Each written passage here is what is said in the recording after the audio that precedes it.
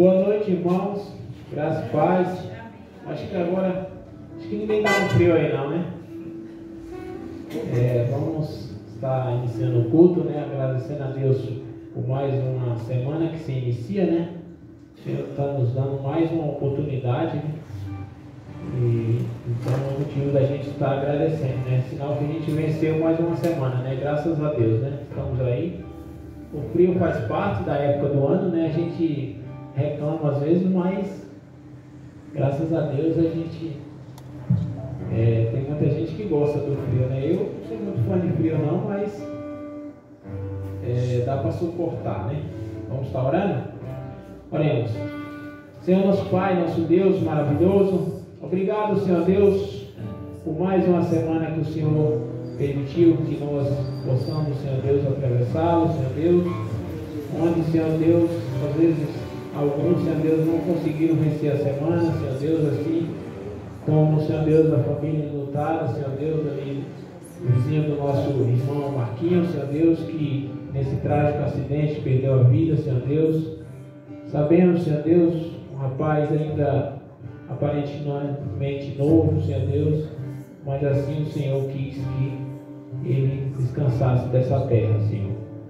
Esteja com a família lutada, Senhor Deus. Sabemos que não é fácil, Senhor Deus, quando você perde um ente querido assim num acidente, Senhor Deus, algo repentino, sem nós ter tempos nem para respirar, para pensar, mas que o Senhor esteja consolando os familiares, Senhor Deus. Desde já te agradecemos, Senhor Deus, por estarmos aqui na tua casa, para louvar e engrandecer o teu nome. Também esteja, Senhor Deus, com os enfermos, assim como tivemos a oportunidade de ontem à tarde ali visitá-los, Senhor Deus, um grande amigo do nosso irmão Marquinho, Paulo Henrique, que não está bem, de saúde, Senhor Deus, que amanhã vai para Belo Horizonte fazer um tratamento. Que o Senhor esteja acompanhando, Senhor Deus, aquele rapaz, que ele possa, Senhor Deus, voltar aos seus caminhos, se assim for a tua vontade, Senhor Deus, como sabemos que já caminhou conosco e desistiu da caminhada, Senhor Deus.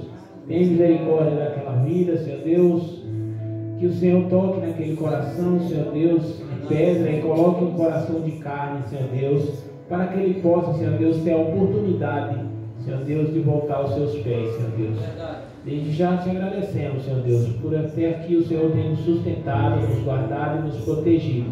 Que o Senhor nos deu a noite de paz e tranquilidade aqui na tua casa. Esteja com todos que aqui chegaram, Senhor Deus. Aqueles que não chegaram ainda, que o Senhor esteja trazendo, se assim for da tua vontade. Os que resolveram ficar em casa, que o Senhor esteja guardando, Senhor Deus, a vida de cada um, Pai. Obrigado por tudo. Em nome do Senhor Jesus, te agradeço. Amém, Senhor Deus. Irmãos, vamos estar lendo aqui 2 versículos em Romanos 8, texto muito conhecido, só para a gente dar início no culto, agradecendo a Deus por mais uma oportunidade. Romanos 8, versículo 1 e 2, um texto muito conhecido, acredito que a maioria, ou todos, já se depararam com esse texto. Romanos 8, versículo 1 e 2, onde ele fala assim: portanto agora nenhuma condenação há para os que em Cristo Jesus. Portanto nenhuma condenação há para que os que estão em Cristo Jesus, que não andem segundo a carne, mas segundo o Espírito. Porque a lei do Espírito de vida em Cristo Jesus me livrou da lei do pecado e da morte. Amém? Minha Bíblia eu não estou conseguindo enxergar direito, vou ter que comprar uma, vou fazer um óculos ou comprar uma Bíblia com a letra maior. Tem hora que dá umas embaralhadas aqui. É só um pequeno texto para a gente estar dando início no culto, agradecendo a Deus, né, por mais uma semana que o Senhor nos permitiu, e que possamos ter realmente essa convicção, né? Assim como essa afirmação do nosso amado Paulo, que realmente nós sabemos que hoje estamos em Cristo Jesus, né? Que possamos acreditar e confiar que Ele sempre vai querer o melhor para nossas vidas, né? Não importa o que venha a acontecer, né? Hoje estamos aqui bem, graças a Deus, saudável, mas não sabemos do dia da manhã, né? O dia da manhã pertence ao Senhor. E que possamos estar preparados, né, irmão? Porque há de vir, seja coisas boas ou ruins, enquanto nós estivermos nessa terra, sabemos que estamos sujeitos a essas coisas, né? Mas que tenhamos convicção que o nosso espírito, nossa alma está com Cristo, né? Então que possamos ter essa convicção de acreditar, confiar e saber que Ele sempre vai querer o melhor para nós, né? Às vezes a gente acha que aquilo que está acontecendo não é bom para nossas vidas, mas o Senhor sabe, né? Lá na frente a gente vai entender às vezes que era o melhor, né? Mas nós como seres humanos sabemos que somos falhos, né? Precisamos todo dia aprender e todo dia precisamos da misericórdia de Cristo, né? Que possamos ter convicção e certeza que o Senhor sempre nos dá o melhor, né? Vamos estar orando mais uma vez, agradecendo a oportunidade para dar início no cântico, né? Glória a Deus. Oremos. Senhor maravilhoso, obrigado, Pai, por essa oportunidade. Que realmente tenhamos a convicção, Senhor Deus, que nenhuma condenação há, Senhor Deus, para aqueles que creem em Ti, Senhor Deus. Sabemos, Senhor Deus, que estamos, Senhor Deus, guardados por Ti, Senhor Deus, não importa o que venha a acontecer com o nosso corpo, com a nossa matéria, Senhor Deus, mas tenhamos certeza, Senhor Deus, que o Senhor está cuidando de nós a cada dia, Pai. Esteja, Senhor Deus, com a sua família lutada, Senhor Deus, com os enfermos, Senhor Deus, com aqueles, Senhor Deus, que tem uma decisão, Senhor Deus, no decorrer da semana, Senhor Deus, para recebê-lo, Senhor Deus. Que o Senhor esteja guardando a vida de cada um, protegendo, Senhor Deus, como até aqui o Senhor tem nos guardado, Pai. Esteja com, Senhor Deus, a equipe do louvor agora, Senhor Deus, ministrando os hinos, Senhor Deus, que seja para a Tua honra e a Tua glória, Pai. Que possamos cultuar a Ti aqui nessa noite, Senhor Deus, debaixo da Tua graça e da Tua misericórdia, Pai. Desde já eu Te agradeço pela oportunidade. Em nome do Senhor Jesus. Amém, Senhor.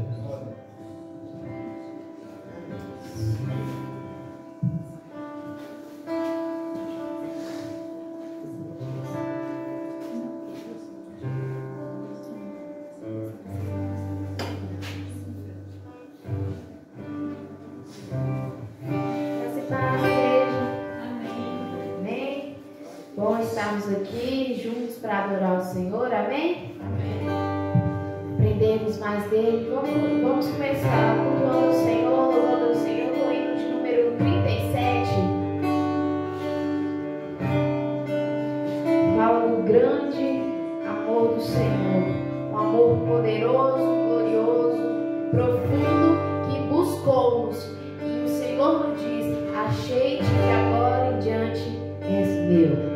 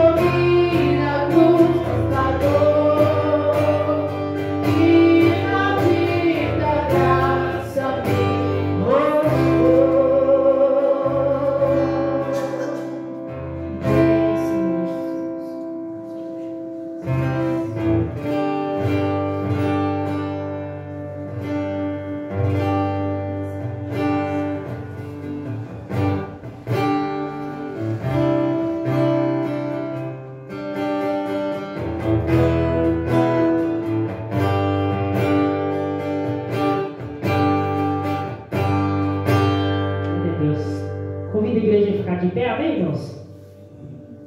Glória a Deus.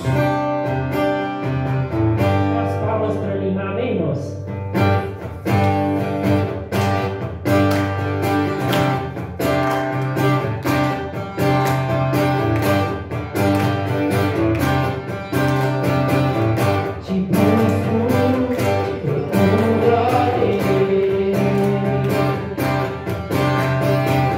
Silêncio do mundo está.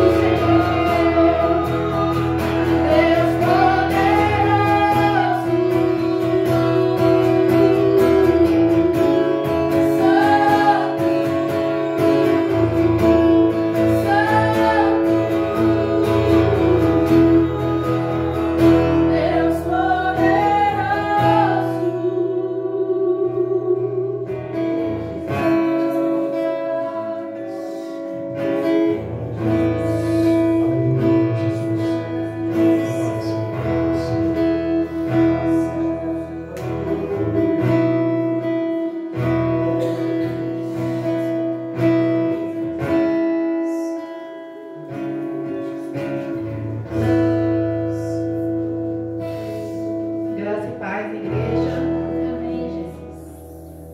Hoje, não é hoje, foi domingo passado, o dia do pastor da convenção, comemorado o dia do pastor pela Convenção Batista. E como o pastor não estava no domingo passado, nós trouxemos para esse domingo. E eu quero convidar aqui alguns irmãos que a gente já conversei, o irmã Maria, o N, pega com o celular, que nós vamos fazer um jogral. Só que é um jogral diferente. Antigamente, não sei se vocês lembram de jogral?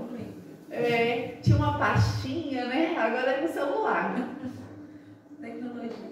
Vem o N, irmã Maria, o Eliadete. Vai, mandei no seu celular. É que a gente não tava, tava em casa, mas eu mandei no celular dele. Alguns mundos modernos.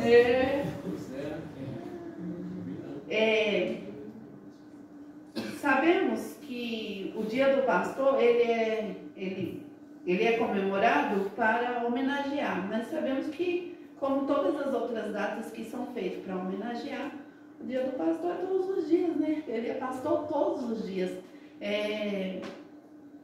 O pastor lá da igreja de Guarulhos, ele falava assim, eu estou pastoreando, Estou pastoreando. Mas tanto hoje ele jubilou. Ele jubilou já. Mas a gente não tem como não chamar ele de pastor. Então, o pastor é pastor para sempre, Mas, enquanto Deus assim permitir, vamos ler, nós vamos fazer assim, ler todos juntos e na sequência, tá bom? Como foi combinado. 1, 2, 3. Hoje é dia de homenagear o nosso pastor. Pastor, servo de Deus para guiar o rebanho com sabedoria e compaixão. Você nos conduz pelas veredas da justiça e com paciência nos ensina a palavra da salvação. Você conheceram? Isso. Vamos lá. Em noites cansadas, o Senhor ainda ora por nós. Nas madrugadas, prepara as mensagens tantas vezes em silêncio, mas o próprio Deus, acho que seria testemunha, testemunha de sua dedicação.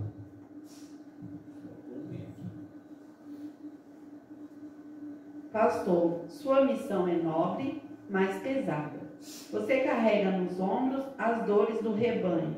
Sorri mesmo quando o coração chora e segue firme, sustentado pela graça do Senhor. O seu trabalho não é vão. Cada visita, cada oração, cada palavra produz frutos eternos. A recompensa virá do bom pastor, Cristo Jesus. Todos, 1, 2, 3. Hoje, como igreja, queremos dizer: obrigada, pastor, por sua entrega, por seu amor, pela sua fidelidade ao chamado de Deus. Que o Senhor te renove a cada dia. Amém.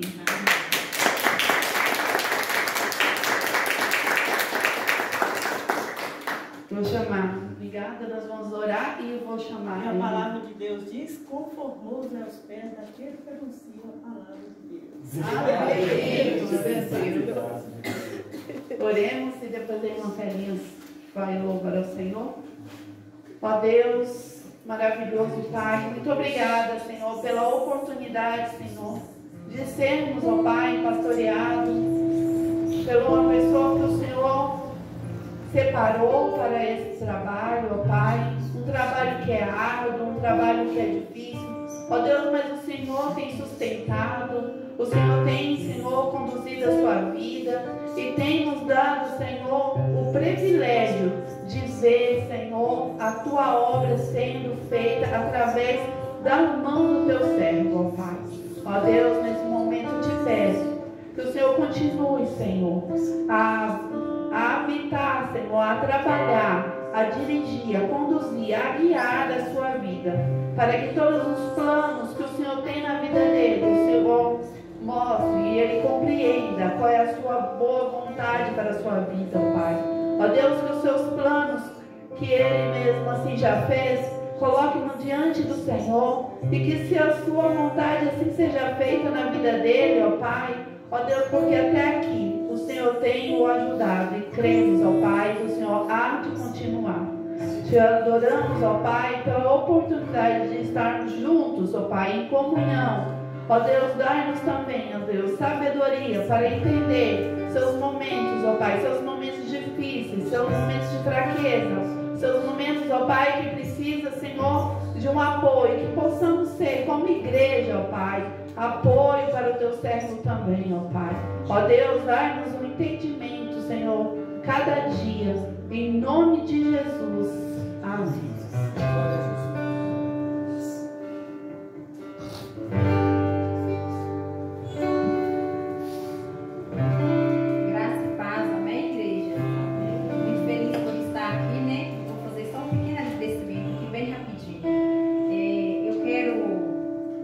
Agradecer, né, em nome de todos os irmãos ali de Planalto de Minas, o pastor Marcos, que esteve conosco ali, né, levando a palavra ali, infelizmente, né, não vai continuar indo, mas nós vamos vir, viu? Inclusive hoje a minha vizinha, a Silvia, veio comigo, mas chegou visita, né, mas assim que Deus, né, nos dê a oportunidade, nós estaremos aqui, para juntos louvarmos e bendizermos o nome do Senhor, porque, né, essa é a vontade do Senhor. E em nome de todos os irmãos, eu quero agradecer ao pastor, os irmãos, né, que estiveram lá no último culto que tivemos, foi uma bênção. Que Deus continue abençoando. E sobre o dia do pastor, né, que foi no domingo passado, mas vamos homenageá-lo hoje. E eu já, né, mais uma vez agradeço pela sua vida, pela vida da sua família, e vou louvar aqui em sua homenagem.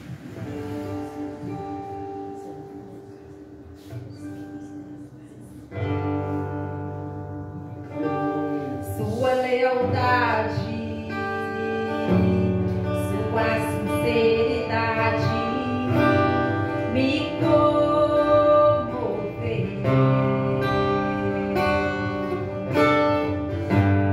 Seu jeito de falar, seu jeito de me ensinar me converteu.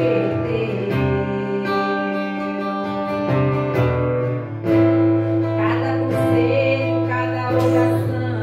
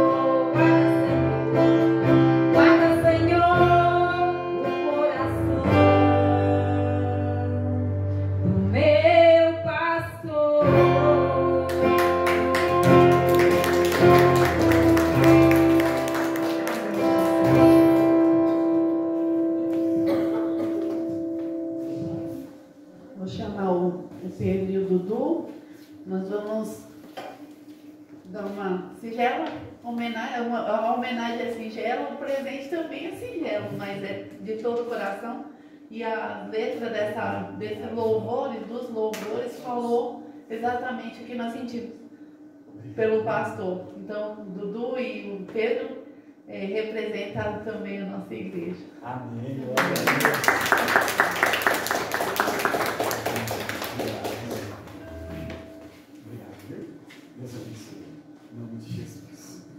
Cumprimento os irmãos com a graça e a paz do Senhor. Amém, irmãos? Amém. Não há palavras para expressar a minha gratidão a Deus por essa igreja e a minha alegria de ser honrado por essa igreja. Minha esposa vai pregar a palavra, mas quando Deus me chamou para ser pastor, desde muito adolescente, algumas pessoas já diziam que eu tinha jeito de pastor. E quando falavam comigo, eu falava, Deus me livre. Não quero ser pastor, não. Pastor vem aqui, quando volta, as pessoas que o abraçaram começam a esfaquear. Mas hoje em dia eu sou tão grato a Deus, porque Deus me presenteou com uma igreja maravilhosa, que são vocês, que me defendem, que me honram e me ajudam nesse trabalho que Deus colocou em minhas mãos. Eu agradeço a vocês em nome de Jesus Cristo, irmãos.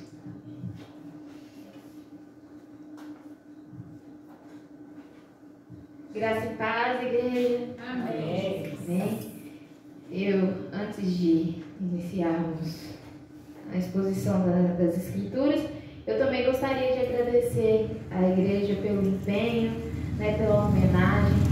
Eu sou suspeita para falar, mas eu vejo as aflições, as batalhas, as lutas do meu bem, e quão bom é poder ser homenageado pela igreja, como ele mesmo mencionou, uma igreja que Deus nos presenteou, que é uma igreja que tem se empenhado junto com ele, desde o seu início, por essa obra, nos abençoou, abrindo as portas ali da casa, o irmão Marcos, irmão Joênio, irmã Maria, que tem feito tanto, todos os irmãos aqui têm se empenhado por essa obra que é do Senhor. Nós também somos gratos pela vida da igreja.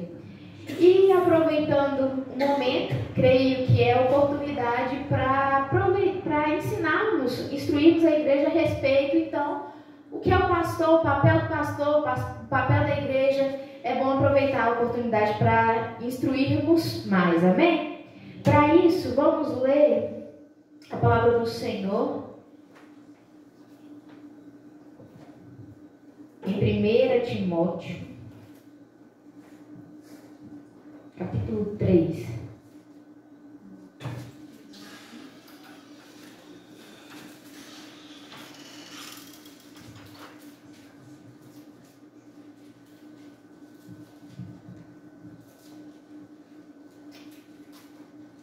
Amém? Todos acharam?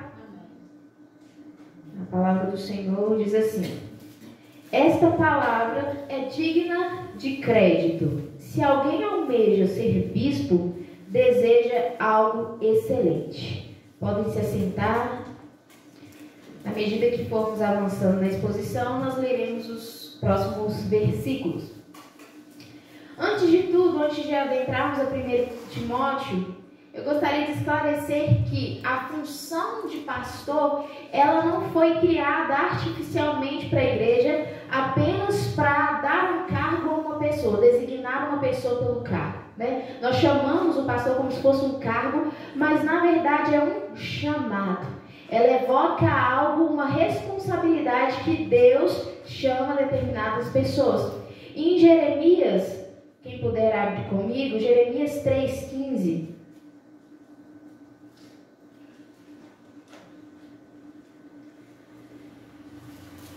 É uma convocação, um chamado do próprio Senhor. E o pastor, ele cumpre uma promessa dada ao seu povo, lá em Jeremias 3,15, quando ele diz: e vos darei pastores segundo o meu coração, que vos guiarão com conhecimento e discernimento.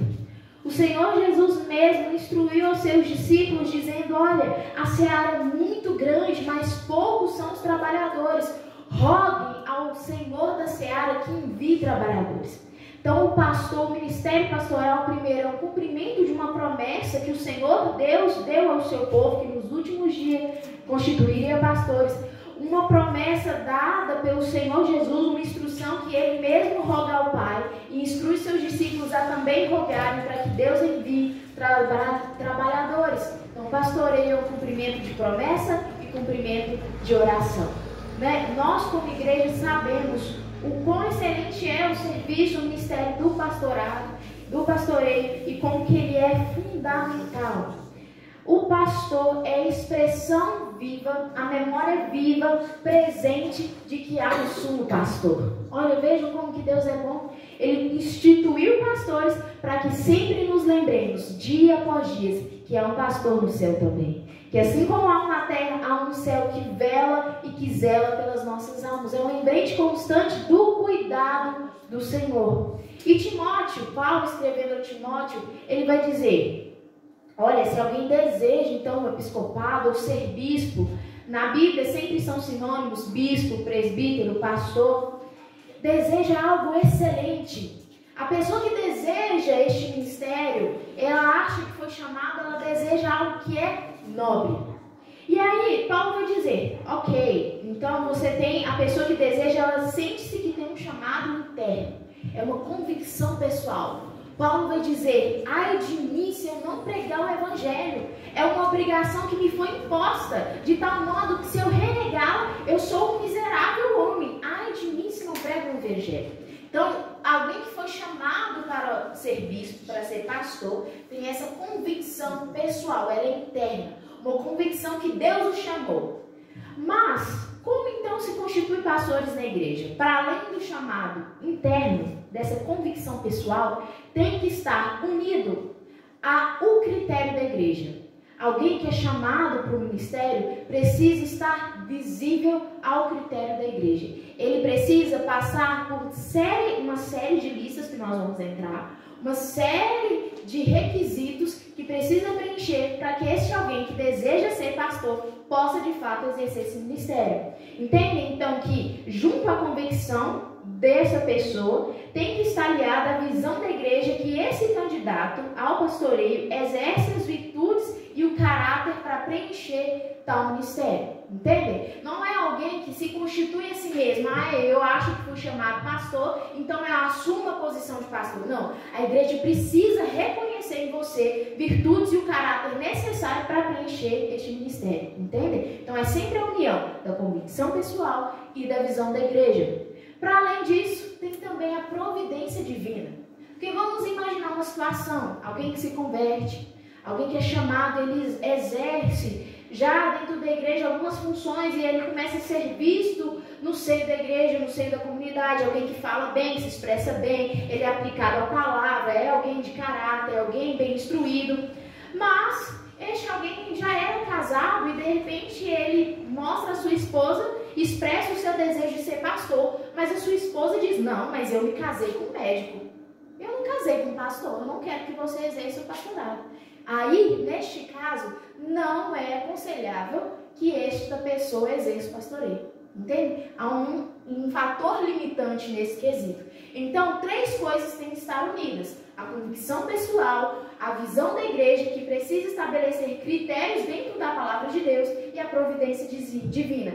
A vida tem que ser orquestrada para que aquele ministério seja feito de forma excelente, não com impedimentos ou com frustrações. E ele vai dizer, e essa pessoa ele deseja coisa excelente. Eu sempre me lembro neste versículo de Billy Graham. Billy Graham foi o maior evangelista e avivalista que houve nos Estados Unidos. Ele, devido ao seu tamanho, políticos o perseguiam e queriam que ele se candidatasse a ser presidente da República, presidente dos Estados Unidos. E cooptavam Billy Graham para suas convicções políticas. E aí ele respondeu a um desses candidatos dizendo assim, eu não vou deixar de ser embaixador da pátria celestial para ser presidente dos Estados Unidos. Vocês querem me rebaixar de cargo? Entendem? Ou seja, ser pastor é uma coisa excelente, é a função mais nobre que alguém pode receber, é o chamado mais nobre que tem que receber. Mas é no Batman que falam, com grandes privilégios vem grandes responsabilidades. Homem-Aranha. E como foi dito dito aqui, né? É algo nobre, a irmã Alzia já falou, mas é algo penoso, algo trabalhoso, algo difícil de ser exercido também. E como eu falei, a lista para que alguém, então, se envolva nesse chamado no ministério, está aí escrito por Paulo a Timóteo. Vamos nos debruçar um pouquinho nessa lista. Primeiro, ele diz que o pastor deve ser irrepreensível, ou seja, não há possibilidade de que alguém o repreenda.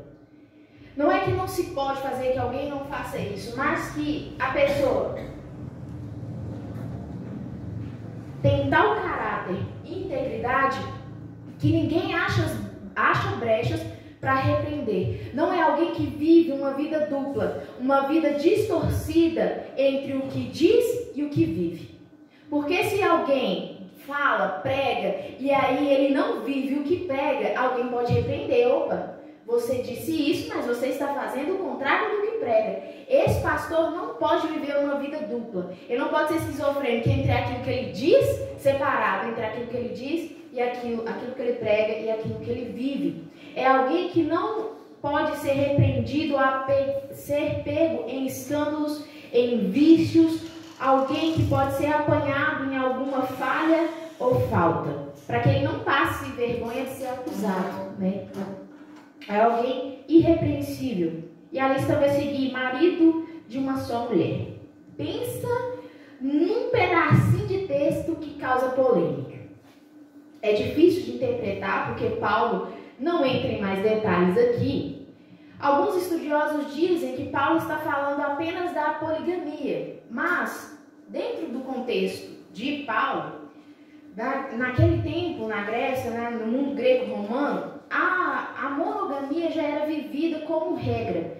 Não se havia mais tanta poligamia como nos tempos antigos a Paulo. Então, muito provavelmente, ele não está só se referindo a casado com várias mulheres, mas também está falando de fidelidade conjugal. É alguém que não tem dentro do seu histórico de vida adultério. É alguém fiel à sua esposa. Alguém também que não se casou novamente. É alguém que não contraiu matrimônio mais de uma vez. E isso é muito sério, porque quando se quebra esse princípio bíblico, inúmeros problemas da igreja começam a acontecer. Eu passei por isso na minha antiga igreja, né? Eu não, pastor da minha antiga igreja passou por isso, e eu, como membro da igreja, vi os problemas que isso trouxe. O meu pastor se divorciou, e não foi por causa de adultério, como a Bíblia estabelece como um fator excludente, também não foi viúvo, ele simplesmente se divorciou, casou-se com outra esposa, com outra mulher. E imagine então os irmãos quando este homem vai pregar sobre família, sobre vida conjugal, sobre matrimônio, quando ele vai instruir os homens sobre ser o cabeça do lar, como tratar sua esposa, se a sua esposa o deixou, se ele não soube estabelecer bem o seu casamento, entendem? Ele aqui abre, se ele não for marido de uma só mulher, abre uma brecha para que ele seja repreensível, e isso não pode acontecer. Então isso é muito sério. Está falando então sobre fidelidade conjugal, ser casado apenas uma vez e com uma mesma mulher, apenas com uma mulher. Também está falando sobre ser equilibrado. O que é uma pessoa equilibrada? Não dominada por paixões ou impulsos, é capaz de manter uma harmonia interna e ser moderado nas decisões, nas atitudes, nos gestos, de modo que permaneça equilibrado mesmo diante de situações adversas, mesmo diante de pressão, porque o que mais pastor passa é momentos de tensão, pressão, porque o que a maioria dos irmãos enxergam é o pastor que vem aqui à frente e prega. Mas o pastoreio se vive a mais às escondidas. É quando alguém liga 3 horas da manhã precisando de apoio. É quando alguém manda precisando de um aconselhamento. É quando acontece algum problema na vida familiar e o irmão liga. Então o pastoreio, mais do que vivido visivelmente, ele é vivido às ocultas, onde os irmãos não veem tanto. E este é um momento de pressão. E para isso, o pastor precisa ser moderado, equilibrado. Sabe, alguém que não se perturba tão fácil? Alguém que se mantém resistente e resiliente diante das circunstâncias que são adversas? O pastor precisa ter este caráter. Vamos continuar. Alguém que tenha domínio próprio. Né? Lembram-se lá de Gálatas? Domínio próprio é um dos frutos do Espírito Santo. É o fruto que se manifesta também em domínio próprio. É alguém que é dominado pelo Espírito do Senhor. Ele não é dominado sobre as emoções ou sobre a vontade da carne. Alguém que faz calar a sua carne, alguém que põe a si mesmo em sujeição. Paulo, tratando disso, lá em Coríntios, ele vai comparar o seu ministério como o exercício do atleta. Ele diz, olha, percebam como é a vida de um atleta. É alguém que tem que ser extremamente disciplinado. Os irmãos já viram bastidores de alguém que compete em Olimpíadas, por exemplo? É alguém totalmente disciplinado. Ele vive por aquilo 24 horas por dia. É alguém que é disciplinado naquilo que come. Ele tem uma dieta específica para fazer, uma rotina de exercício muito específica, uma rotina de equilíbrio mental muito específica. Ele medita. É alguém que vive em disciplina. E Paulo vai dizer, esses atletas, eles fazem tudo isso, tem toda essa disciplina para correr e obter uma coroa que é corruptível. Mas eu corro para obter uma coroa que é incorruptível. E ele diz, de modo que eu esmurro meu corpo, a minha carne, para colocá-la em servidão e em escravidão. Domina o seu próprio eu. Lá em 1 Coríntios 9, 27. Eu esmurro o meu corpo e o reduzo à escravidão. E vejam bem aqui que o domínio é próprio. Porque há alguns líderes que não entram nesses requisitos aqui, que tentam dominar o outro. Já viram esses líderes tiranos totalmente autoritários? Eles querem exercer domínio alheio, mas não conseguem dominar a si mesmos. São pessoas impulsivas, são pessoas agressivas. Este não é um pastor. Não pode ser um pastor. Porque o pastor tem domínio sobre si. Ele reduz a carne à escravidão.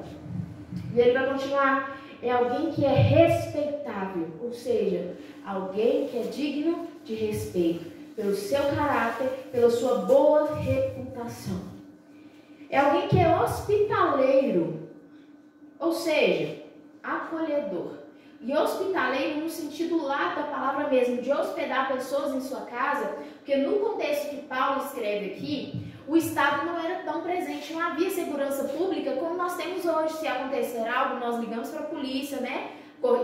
Tem meios de correr atrás de estar seguro. Ainda que no Brasil seja um país, né, violento. Mas a função do Estado é fornecer segurança pública. Algo não tão bem visto, não tão presente ali na comunidade greco-romana. Então os irmãos que iam de um lugar ao outro precisavam encontrar um lugar que fosse seguro para passar a viagem. Os viajantes precisavam de casas para se hospedar de modo seguro. E os irmãos hospedavam essas pessoas. E principalmente o pastor. Então o pastor deve ser acolhedor, hospitaleiro. E Paulo segue. O pastor deve ser apto para ensinar. Aqui é um dos fatores mais importantes, porque esse fator é expandido nas outras cartas de Paulo. Ele vai tratar isso em Tito também, vai falar sobre si mesmo na carta aos Coríntios, vai falar sobre si mesmo na carta aos Gálatas. Esse daqui é um dos fatores mais importantes, porque, irmãos, o pastor precisa ser também um apologeta. Apologeta é alguém que sabe batalhar pela fé evangélica. É alguém que é guardião da verdade, depositário do conhecimento da verdade de Deus. Então ele deve discernir o tempo. É alguém que tem que estar atento às ideias do mundo. Ele precisa saber o que está em voga aí, quais são as ideias do mundo. Nós trabalhamos aqui, né, no estudo bíblico sobre a identidade do mundo, que há um Zeitgeist, que Hegel diz, o filósofo, que é um espírito que domina as ideias e modula as pessoas a pensarem do mesmo jeito, a se organizarem da mesma maneira. E o pastor precisa estar atento para que entenda qual é o perfil e quais são as ideias que preponderam lá no mundo, para que assim ele possa formular a forma necessária para apresentar o Evangelho. Entendem? E não a forma como eu apresento o Evangelho aqui em Senador, não é a forma como o Evangelho é apresentado na Diamantina. A forma como se apresenta o Evangelho em Capoeirão é a forma que eu apresento na Belo Horizonte. E o pastor precisa estar atento a isso, estar atento à cultura, estar atento às ideias ideais que são perpassados naquela cultura. E ele precisa ser a coluna firme da verdade. Ele precisa discernir bem completamente toda a Escritura, manejar bem a palavra de Deus. O pastor deve ser visto isso. Aqui, nós vemos, é possível perceber uma cultura, e eu já vi pastores fazendo isso, falando isso, inclusive na internet. Para que teologia? Não importa disso não, eu quero é poder do Espírito. Não há poder do Espírito sem aplicação da sua própria palavra, porque Deus não nega-se a si mesmo. Entende? O pastor que despreza a teologia, ele está desprezando um dos principais requisitos de si mesmo, uma das atribuições que ele deve ter, apto para ensinar. Teologia, irmãos, nada mais é do que um conhecimento sistematizado da palavra de Deus. Eu preciso saber o que a palavra de Deus fala sobre Deus, quem é Deus. Eu preciso saber o que a palavra de Deus fala sobre salvação. Eu preciso saber sobre a palavra de Deus, o que ela me diz a respeito de Cristo, a respeito do homem, a respeito de como o homem lida com a cultura lá fora, o que é o mundo, quem são os anjos, quem são os demônios. O pastor precisa saber. Ele precisa se instruir. E alguém ávido por aprender. E alguém também, da mesma maneira, não só apto para aprender, mas também para ensinar. Entende? Ele precisa estar pronto para dar a razão da sua fé e ensinar você: ó, meu irmão, você está errado nisso, você está enganado nisso, você acertou nisso, está correto você pensar assim. E disciplinar você, discipular você na verdade. O pastor não chega aqui com achismo na cabeça, não. Ele pode ser estudado o que for. Ele pode manejar livros que for. Se ele não estiver bem fundamentado na palavra de Deus, isso tudo é perda, é lixo. O pastor não pode falar do que ele acha. Tem que ter convicção daquilo que está expresso na palavra de Deus. Então o pastor precisa ser apto para ensinar. E a igreja precisa estabelecer um ponto de contato nisso com o pastor, influenciando o pastor para isso. Há igrejas que menosprezam esse requisito do pastor. Há igrejas que acham que se o pastor estudar, ele está passando o ponto, que não deve ser feito isso. A igreja, em resposta a isso que o pastor deve expressar, deve fomentar isso no pastor. E deve ficar grato por um pastor que estuda para apresentar a verdade a ela. Não é? Então, o pastor é também um apologeta. Ele conhece as filosofias mundanas. Ele precisa de conhecer um pouco, de tudo um pouco. O pastor tem que versar sobre todas as áreas do conhecimento. Ele tem que ser bom em história, ele tem que ser bom em psicologia, ele tem que ser bom... Entende? Mesmo que ele não se aprofunde numa área, ele tem que versar, conhecer sobre todas as áreas para poder se expressar bem, dar a razão da sua fé e discipular você. Então, apto para ensinar. É alguém não dado ao vinho nem à violência. Se lembram aqui do conselho da mãe de Lemuel, dizer: não é próprio dos reis dar-se ao vinho, porque o vinho é próprio daqueles que querem mitigar a miserabilidade da sua existência. É alguém que quer extrair a realidade, quer sair fora da realidade para se sentir aliviado. E aí ele rompe com a sobriedade, que é um dos fatores principais que o pastor deve ter. Sobriedade, equilíbrio, deve estar sempre governado pela sua razão. Ele não cede em momentos de tensão, ele não se dá ao vinho. E aqui nós abrimos então um parênteses para dizer que o vinho não é vetado pelas escrituras. A Bíblia não condena beber. Como foi trabalhado aqui. Porque a Bíblia fala sobre o pecado da embriaguez. E como eu falei, a liberdade cristã, ela requer-se sabedoria e responsabilidade. Então, se a Bíblia diz aqui que o pastor não deve estar dado ao vinho, então, portanto, que os outros irmãos podem consumi-lo, quer dizer que então você vai sair beber? Óbvio que não. Como eu disse, tudo que deve se fazer deve ser feito com sobriedade, entendimento, razão e sabedoria. Como eu falei, o pastor, como expresso aqui, o pastor não pode abrir brechas para sair dessa sobriedade. Ele também não é violento, mas amável. O pastor deve ser acessível, tolerante, gentil. Você já teve contato com uma pessoa que você fica com a sensação de que está pisando em ovos? que você tem que moldar demais a forma como você tem que falar, porque você tem medo de não ser bem entendido, de não ser bem interpretado, de ter uma resposta dura demais. O pastor não deve ser essa pessoa, porque ele tem que ser acessível, ele tem que ser tolerante. A resposta que ele deve dar a você não é uma resposta com raiva, com furor, mas branda. Então você não tem que chegar ao seu pastor com medo de ele te dar um pontapé ou uma má resposta, ser duro demais com você. O pastor deve ser acessível. Ele também é inimigo da discórdia, ou seja, é alguém pacificador, conciliador. O pastor é aquele homem que, quando as pessoas da igreja têm desentendimento, quando elas brigam, o pastor vai lá ter que conciliar o irmão, sabe o papel da mãe, e fala assim, ó, eu quero que vocês apertem as mãos e dêem um abraço, eu vou ficar aqui até ver se vocês se reconciliaram. O pastor tem que ser conciliador. Imagina o pastor, quando duas pessoas brigam na igreja, aí ele vai na casa de um e fala assim, pois é, realmente você tá certo. Eu não sei o que eu faria na situação, mas esse irmão falhou com você mesmo. Aí vai na casa do outro, e aí, nossa, meu irmão, não sabia que era assim não. Gente, ele me contou de outro modo. Nossa, você tem razão de estar bravo. Pastor, não pode ser assim. Ele tem que ser inimigo, mas é da discórdia. Seu irmão, o que a palavra do Senhor diz? O que a palavra diz? Sobre perdoar, sobre suportar o fraco. Ele é alguém que concilia, ele não é afã das discórdias e divisões. Porque ele tem que zelar pela comunhão do corpo de Cristo, pela união e pelos relacionamentos que se estabelecem aqui entre irmãos. É alguém também não ganancioso, ou seja, ele exerce o ministério como pastor, não como mercenário. O objetivo principal da vida do pastor é edificar vidas, não ganhar dinheiro. E a igreja precisa ver este ponto do pastor, e ele tem que passar por este critério também. E aqui começa sobre as funções do pastor para além do chamado exercido dentro da igreja.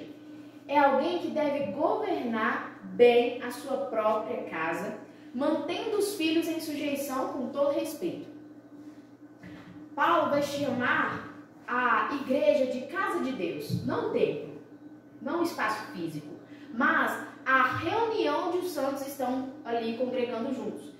A reunião dos santos, Paulo chama casa de Deus.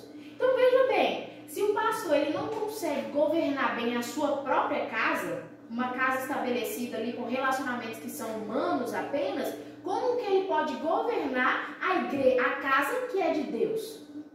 Entende? Porque a função que ele estabelece, o chamado que ele estabelece na igreja, é o papel que ele exerce dentro de casa. O que ele tem que fazer lá como marido e como pai?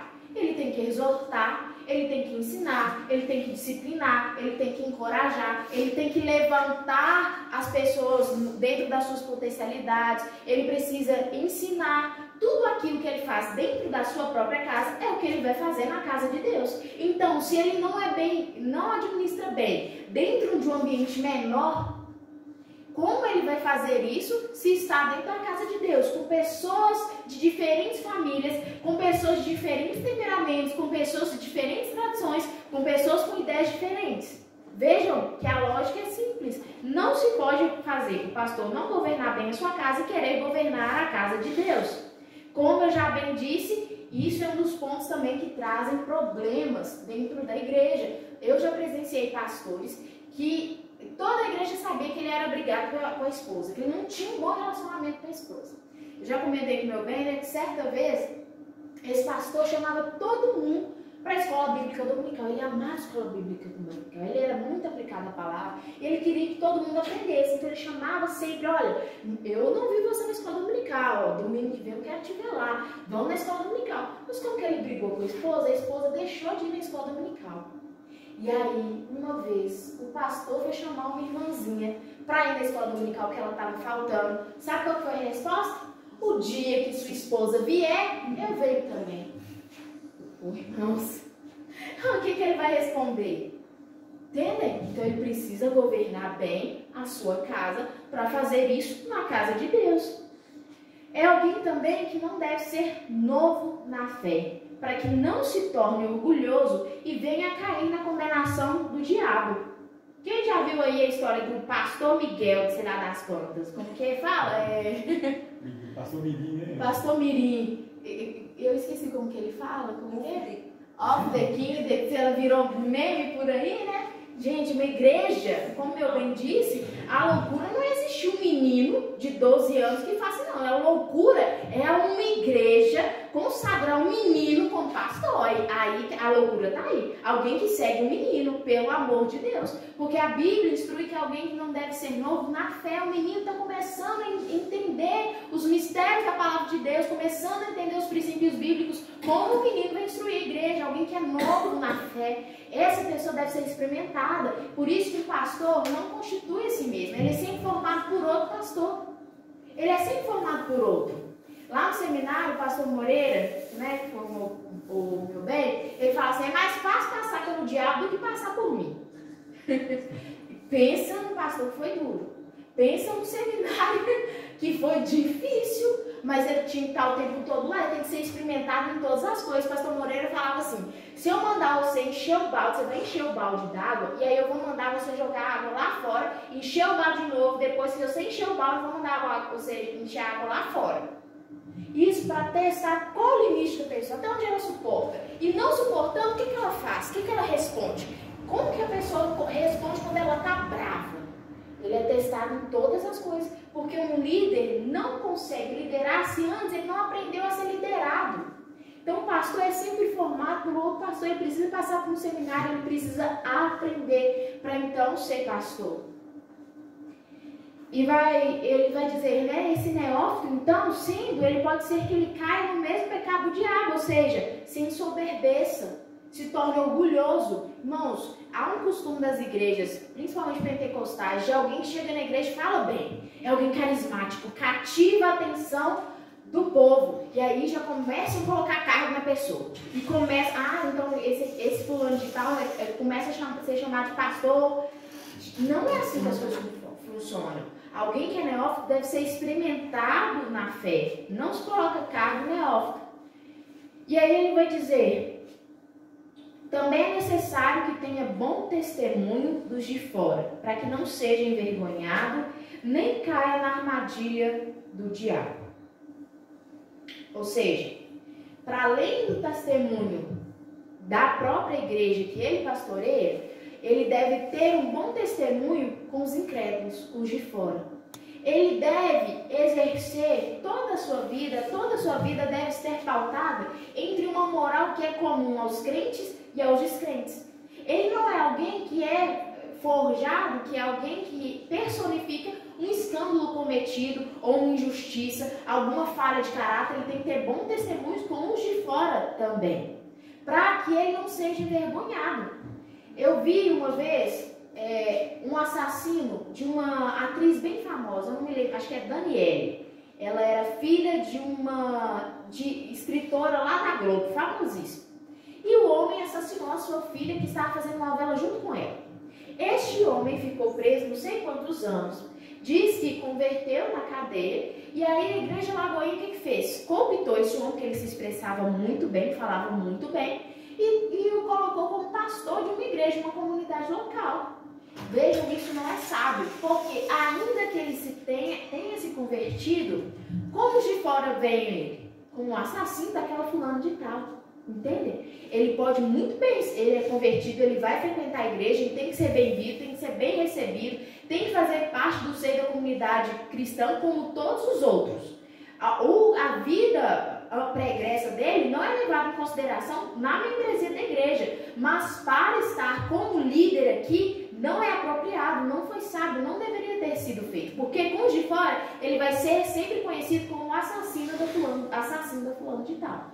Então, o pastor é alguém que tem bom testemunho com todos, fiéis e infiéis, crentes e incrédulos.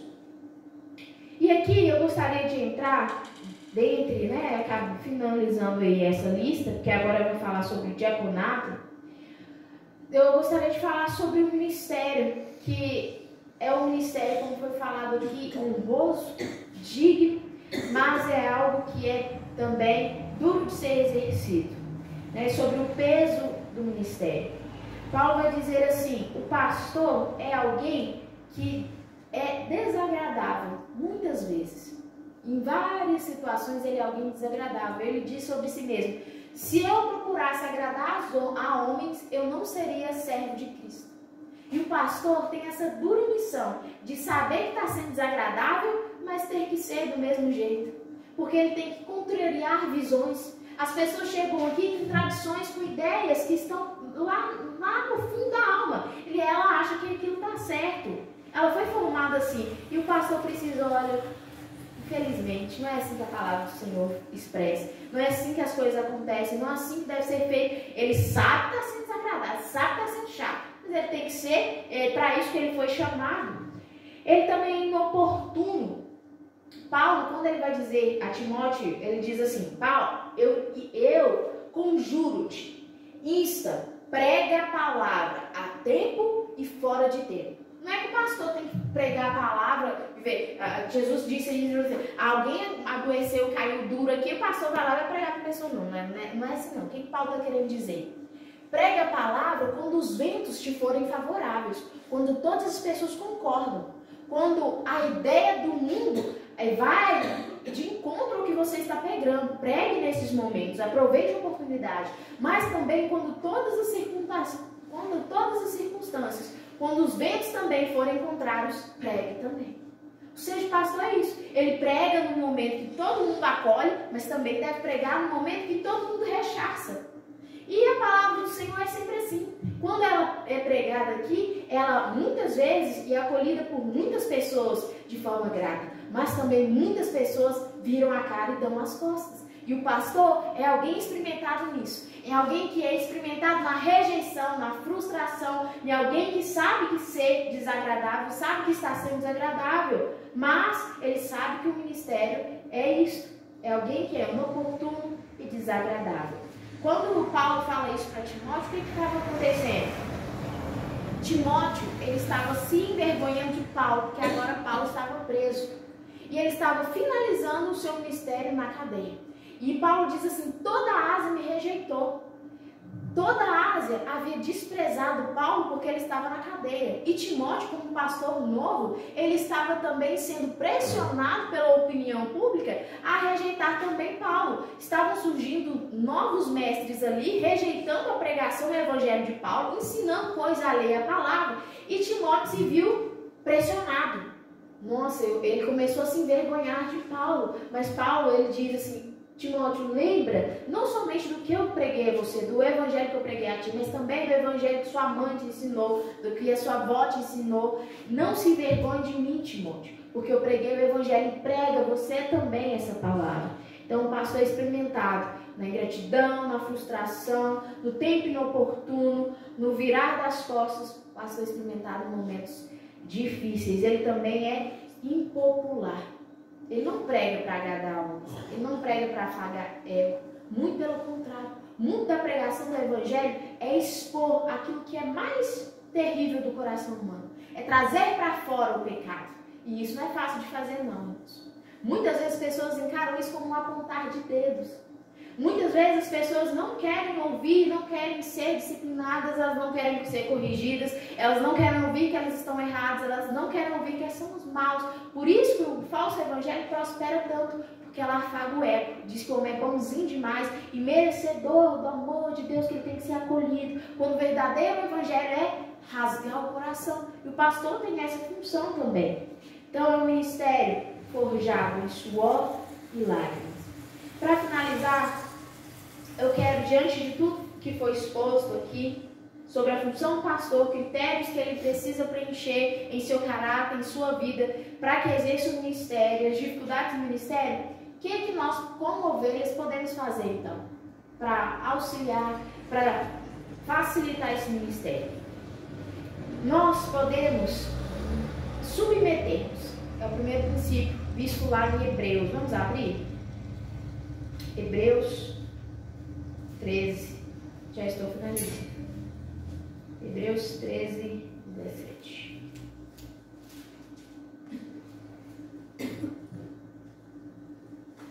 Como cooperar com o pastor na obra do Senhor? Hebreus 13, 17 vai dizer,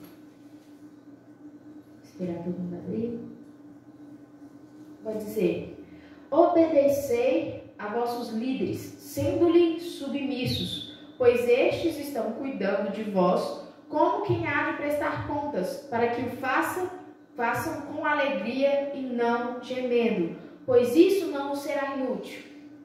Primeiro versículo, ou seja, obedeça ao seu pastor. Não só quando você acredita no que ele está falando, não só quando você consente com aquilo que ele está expressando, com a sua opinião, você não se submete, você não só se submete, não obedece ao pastor apenas quando sua opinião está conjunta com o pastor, quando você concorda com aquilo que ele está falando. Mas a obediência é vista exatamente no contrário. É quando há divergências de opinião que a sujeição pode ser expressa. E eu já disse aqui uma vez que sujeição é abrir caminho, é não oferecer resistência, irmãos. Se Deus constitui um pastor na sua vida para te orientar, para liderar o rebanho, se a sua opinião diverge da opinião do pastor, qual opinião deve prevalecer? A opinião do pastor. Consinta, submissa, seja submisso. Ou não ofereça resistência, pelo contrário, acolha a opinião que é a do pastor. Siga a sua visão, né? Submissão não é muito falada aí para mulheres, é abrigar a mesma visão, estar debaixo da mesma visão, acolha a visão, compre a briga, né? Assuma essa para você também, vá lá com seu pastor. Nós, como foi falado aqui, meu bem falou, essa igreja é a igreja que compra a briga. Nós temos visto isso, nós somos gratos demais, porque, meu bem, tem passado aqui, né, no ministério, as lutas, e os irmãos vêm e acolhem, não, pastor, estou com você, vou comprar essa briga, estamos juntos. Mesmo quando algumas pessoas discordam, e é natural, né, há divergências de opinião, mas nós, ovelhas, devemos submeter-nos. Como também ajudar o pastor? Está aí no próximo versículo, orai por nós. Orai pelo pastor. Como foi dito aqui, o pastor é esse que está orando por você lá, que está muitas vezes passa a madrugada preocupada, vocês expõem um problema aqui, e aí lá em casa eu vejo isso, meu bem, ele fica preocupado, como resolver determinada situação, como melhor te aconselhar, orando por você, também ore por ele. Nós carecemos, meu bem, carece da oração de vocês. Como também ajudar o pastor? Vivendo em comunhão. Gálatas 6,12. Eu vou abrir para os irmãos que nós já estamos finalizando. Gálatas 6,12. Levai os fardos uns dos outros, e assim estarei cumprindo a lei de Cristo. Se vocês mesmos, as ovelhas mesmas, ajudarem a levar o fardo uns dos outros, irmão, você não sabe quanto que isso alivia o pastor. Vendo o irmão, se o pastor não tem tempo de aconselhar um irmão que é mais experiente na fé, não, peraí, eu vou ajudar, eu estou vendo a necessidade. Ô irmã Eva, eu vi que a senhora precisa, eu vou aqui aconselhar. É ajudar uns aos outros, não esperar isso somente do pastor, não. Se você vê a necessidade do irmão, vá você também ajudar. Porque levar o fardo um dos outros é também para as ovelhas, é também para os irmãos dentro da igreja. Levar os fardos uns dos outros. Usar os seus dons, como está lá em 1 Coríntios, que o Senhor estabeleceu dons dentro da igreja, para o edifício, para o crescimento saudável da igreja. Então, há aqui dentre nós pessoas que falam bem, pessoas que pregam bem, pessoas que evangelizam, pessoas que são hospitaleiras, pessoas que zelam aqui pelo espaço da igreja. Se cada um cumprir o dom que Deus deu, o ministério que Deus deu, irmãos, a função do pastor vai ser belezinha, vai ser tranquila, vai ser fácil de ser cumprida, porque ele não vai precisar ficar exercendo funções alheias ao pastorado. Se você exercer bem o seu dom e o seu ministério, o pastor vai ficar descansado, tranquilo. Ele pode se ater, como lá em Atos fala, a pregação da palavra, o ensino, a aprender da palavra de Deus, a pregação do evangelho, se todas as pessoas exercerem as suas respectivas funções dentro da igreja. A igreja também dá frutos espirituais. Ô irmãos, quão bom é poder pastorear crentes maduros na fé. Porque alguém que é frutífero na fé, alguém que é frutífero no ministério, na obra do Senhor. Porque quando você vai chegar para aconselhar, disciplinar ou exortar um crente maduro, ele acolhe bem a palavra. Ainda que seja, conflituoso no primeiro momento, ele sabe a função do pastor e ele sabe que ele está exercendo aquilo sobre a premissa da palavra de Deus, exercendo o princípio bíblico. Então é muito fácil exortar crente maduro, seja frutífero na fé. E em 1 Tessalonicenses, para finalizar, vamos abrir lá quem puder. 1 Tessalonicenses 5:12.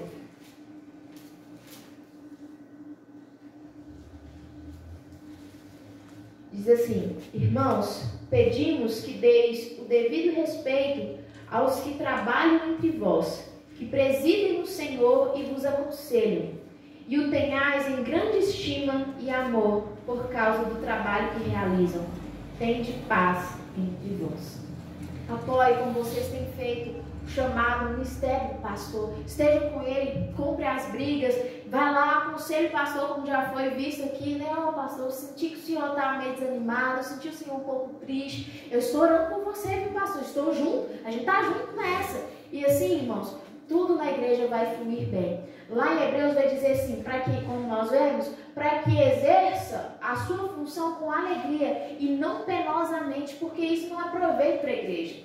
Um pastor que exerce o seu chamado de forma penosa, de forma desgastante, não traz proveito para a igreja, porque ele poderia estar rendendo bem mais, ele poderia ser muito mais proveitoso para a igreja. Mas um pastor que exerce sua função com alegria, com descanso, ele é muito melhor aproveitado pela igreja. Vocês têm muito de tirar do pastor de vocês. Então, auxiliem como vocês têm feito ao pastor, para que a obra do Senhor frutifique cada vez mais.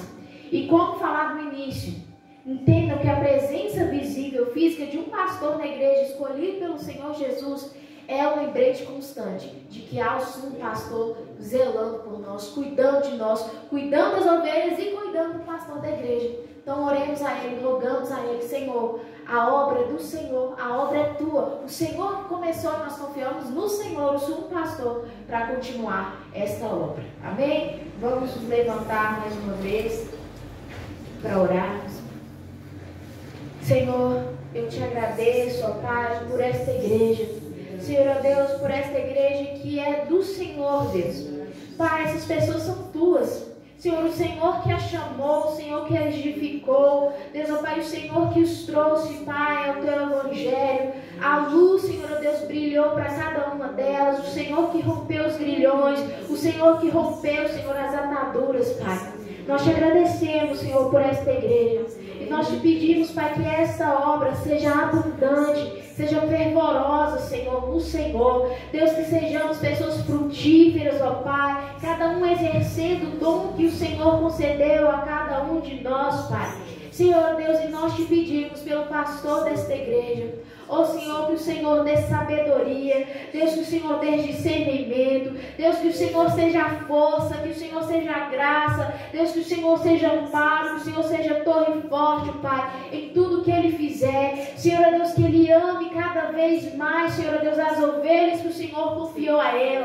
Deus, que Ele exerça esse ministério, Senhor Deus, com zelo. Deus, que Ele exerça esse ministério com amor, com alegria, Senhor Deus, para que o Teu nome seja glorificado. Deus, eu peço, guarda-o, Pai, guarda-o com o Teu poder, em nome de Jesus, com a Tua graça, Senhor Deus, que Ele permaneça firme, Senhor Deus, no Senhor, todos os dias da sua vida, que Ele maneje bem a Tua palavra, Deus, que Ele ame a Tua palavra cada vez mais, Deus, para que assim, Deus, Ele exerça o ministério que o Senhor confiou a Ele, Senhor, de modo digno que o Senhor o chamou, Pai, para que a Tua igreja cresça, Senhor, cada vez mais, Deus, que a Tua igreja, através desse ministério, aprenda mais do Senhor, seja mais fervorosa, seja mais abundante, Deus, ó Pai, uma igreja que resplandeça neste lugar, nessa comunidade, Senhor, como aqueles que o Senhor edificou, como aqueles que o Senhor constituiu para a Tua glória, Deus, em nome de Jesus, amém. Amém.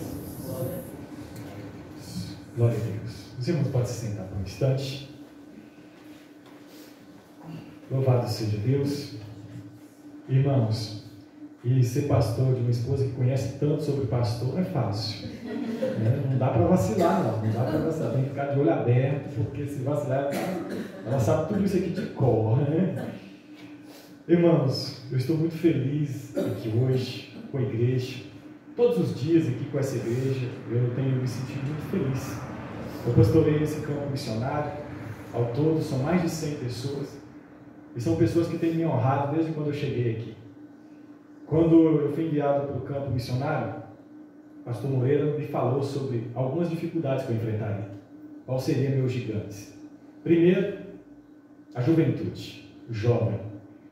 A palavra do Senhor, de Paulo a Timóteo, diz que ninguém despreze a sua juventude. Geralmente as pessoas tendem a respeitar mais o cabelo branco e a barba branca, e não o Espírito do Senhor no jovem. Mas o que ele disse, né? Não são os cabelos brancos que trazem sabedoria, mas o Espírito do Senhor naquela pessoa. E graças a Deus, ainda que jovem, tem uma igreja que me honra, que me respeita e que me ama e cuida de mim para a glória de Deus.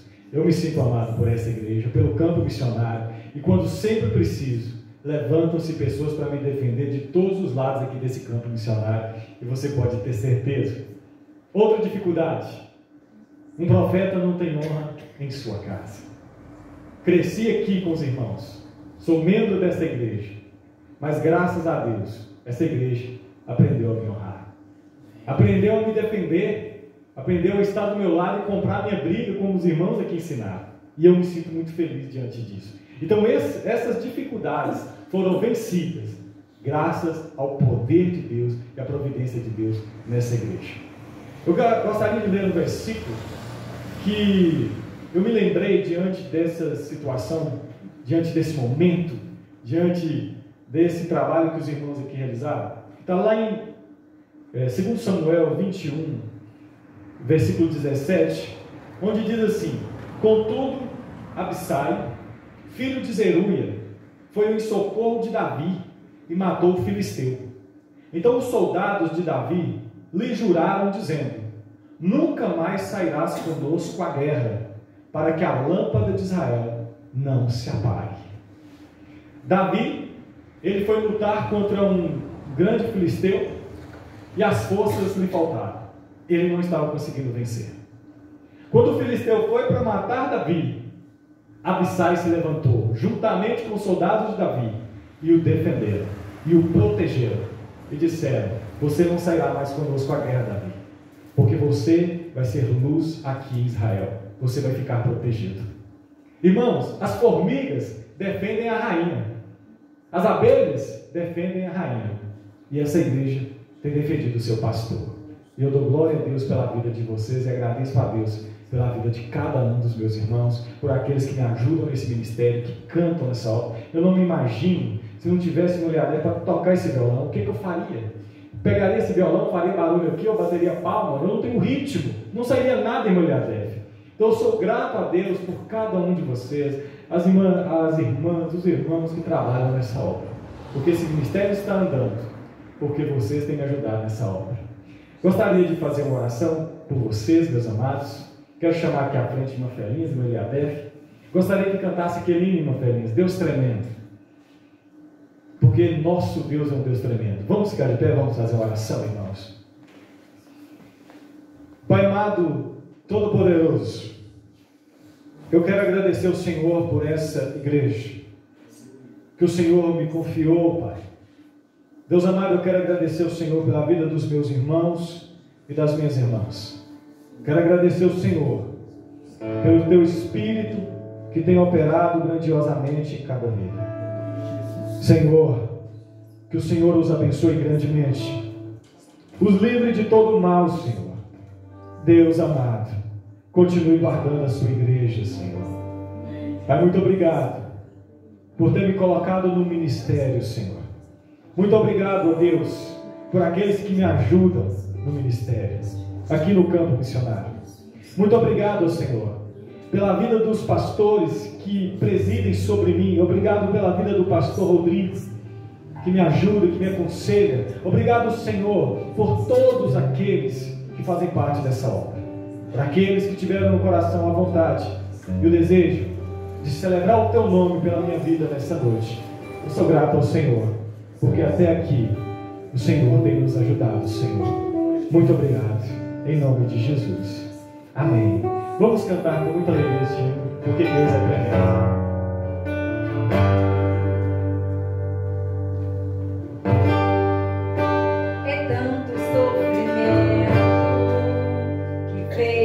Seu encontro, pra te despedir.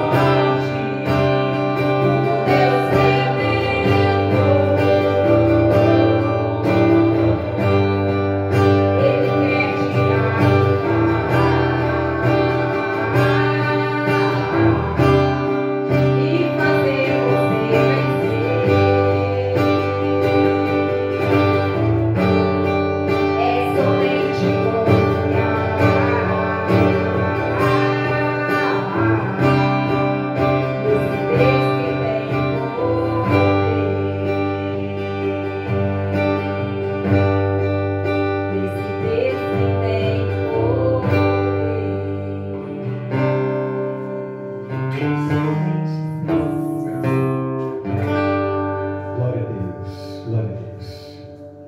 Irmãos, Deus é fiel em todo tempo. Deus é maravilhoso.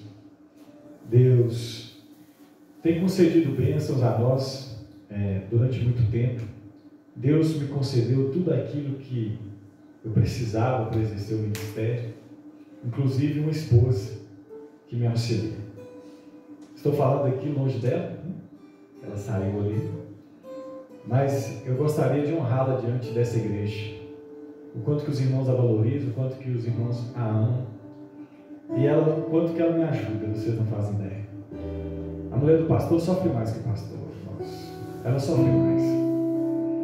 Porque se alguém me critica, por exemplo, ou humilha num certo sentido, graças a Deus não passou, mas algo do tipo, sabe quem sofre mais? É ela. Sabe quem se preocupa mais? É ela. Sabe quem me aconselha? É ela. É ela que está ali sempre me ajudando. E sem ela, irmãos, as coisas não estariam aqui. Eu me formei em filosofia porque ela me ajudou a formar. Eu nunca conseguiria chegar até o fim se ela não ficasse ali me incentivando. Quando dava vontade de desistir, eu não teria conseguido terminar o seminário se ela não me incentivasse. Não teria conseguido formar psicanálise se ela não me ajudasse. Não estaria conseguindo formar história se ela não estivesse ali me incentivando. Estude. De vez em quando ela chega para mim e fala assim: ó, você tem que estudar mais para preparar pregações melhor para a igreja. Tá difícil de ouvir contar causa na igreja. Ela fala comigo, irmão. Às vezes eu não dou ouvidos, mas ela fala também. Para de contar causa, vai preparar o sermão. Ela me ajuda. E eu gostaria nesse momento a gente fizesse uma oração por ela. Amém? E graças a Deus. Pai, quero colocar diante do Senhor a vida da minha esposa. Deus amado, o Senhor me deu muito mais do que eu te pedi. Oh Deus, todas aquelas listas, Pai, tudo aquilo que eu colocava diante do Senhor que eu queria numa esposa, o Senhor me deu muito mais, Pai. Muito obrigado. Quero agradecer ao Senhor pela vida dela, que o Senhor a abençoe, dê vida, força, graça e sabedoria para continuar me auxiliando. Esteja com ela, Pai, em todos os momentos, ajudando-a, ajudando a família dela, Pai, o pai, a mãe, o irmão. Deus esteja conosco, Senhor. Abençoe o nosso casamento, nos dê força, nos dê sabedoria, Pai, para continuarmos firmes em seu ministério, Pai, naquilo que o Senhor nos deu, em nome de Jesus Cristo. Amém. Aproveitando esse momento, Senhor, eu quero agradecer ao Senhor pela vida do Vitor que nos visita, que a tua graça esteja sobre a vida dele, o abençoando, levando em segurança a sua casa, abençoando a ele e toda a sua família, Senhor, em nome de Jesus. Coloco também diante do Senhor a família da Dona Preta, Senhor. Deus, que está passando por um momento de tamanha dor, tenha misericórdia daquela senhora, tenha misericórdia dos seus filhos, ó Pai, dos filhos do seu Tião, meu Deus, que o perdeu de forma tão trágica. Tenha misericórdia, consola, ó Deus, de toda consolação. Em nome de Jesus, clamamos ao Senhor nesta noite. Amém, Senhor. Amém. Que o amor de Deus Pai, as misericórdias de Jesus Cristo e a consolação do Espírito Santo esteja conosco, hoje e para sempre. Em nome de Jesus Cristo, a igreja diz: Amém. Está terminado para a glória de Deus. Que Deus abençoe os irmãos. E tem ali uns salgados para a gente experimentar, irmãos. Não vai embora sem comer com a gente.